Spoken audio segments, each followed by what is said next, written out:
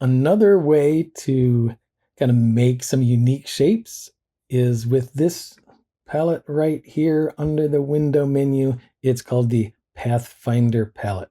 There you are. And let's move this here.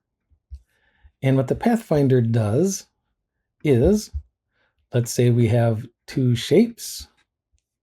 And for the sake of this, I'm going to take away the stroke and just have a fill. And I'm going to have another shape with a fill. And if I highlight both of these shapes, the Pathfinder has these options. The first option is to unite. So I can unite those together into one shape. If we go to the switcher bar, let's go to the fill and the stroke, and I can switch the fill and the stroke, and you can see what that did. We can edit and undo, or I can give these, let's go ahead and give these a stroke and no fill.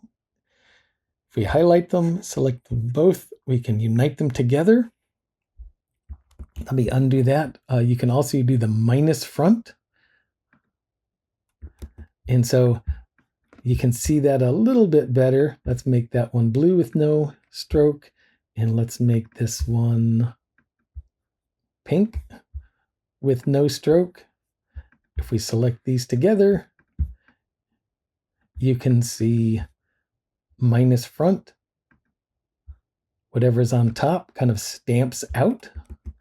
So if here in the layers panel, we take that little picture and we drag that down, we can put the blue on top of the pink, select them both, and now the blue one will stamp, and we're just left with that shape. There's this one, which gets rid of the outside and leaves the center, or this one, which gets rid of this center and leaves the outside. You can see it stayed blue because the blue was on top. If I put the pink on top and I select those. So for now, we're actually just going to use this top row of the Pathfinder, and we're going to ignore the bottom row, at least for now, once you get some practice on with these. Of course, this works with several different shapes.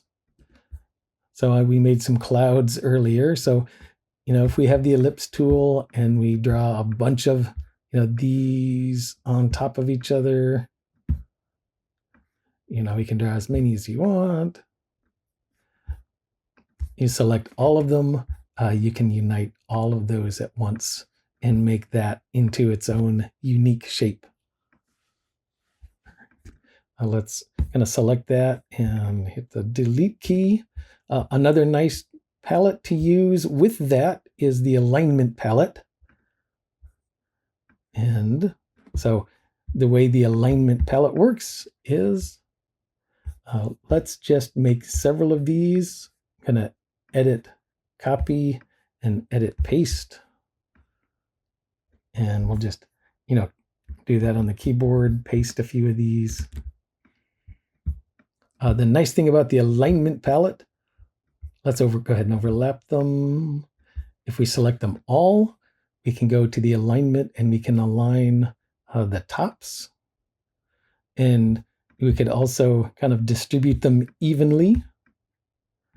Let's say that one's really far away. And if you wanted that gap to be the same, we could distribute them evenly. And now we can come up here in the Pathfinder and we can join all of those together. All right, you can have fun with that and see what happens. Of course, you can also do that kind of a thing with pen tool shapes. So, any way that you make a shape. All right, we're going to click those points again.